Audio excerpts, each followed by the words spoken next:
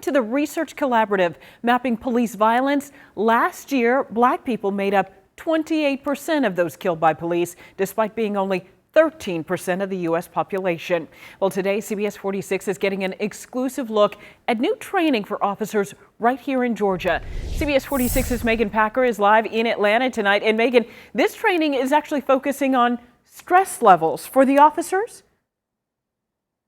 Right, Tracy, how they manage it and how it could interfere with their interactions with the public. I learned today some interesting statistics that Georgia revokes the certification of officers more so than any other state in the country. The training we had an opportunity to see today is just one example of how policing here is evolving.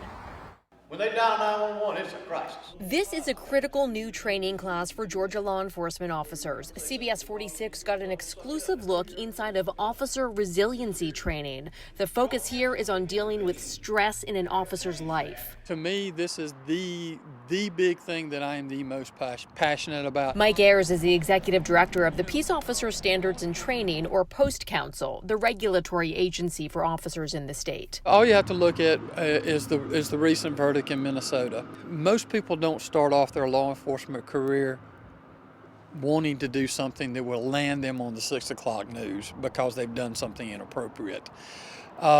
This training is geared toward helping that officer maintain that good, positive mindset so that when they interact with the public, that it's a very positive outcome. Can you turn around and face me, please? There are other training options out there for Georgia officers, including use of force and scenario-based de-escalation training offered at the Georgia Public Safety Training Center. We may get to the first 4 today. When it comes to the future of policing and where we go from here, Ayers says this new initiative in the state can make a difference. Georgia revokes more officer certifications than any other state in the nation by far. It's not that we have bad police officers, it's that we have high standards. According to data from the Post Council, since 2018, more than 2,500 officers have had their certification at least initially revoked after a review by the council, 159 so far this year. The system is not broken, but there's always room for evolution in law enforcement, as there is in any occupation. Now, that training we saw today has not made its way to all law enforcement agencies in the state just yet. That is the eventual hope.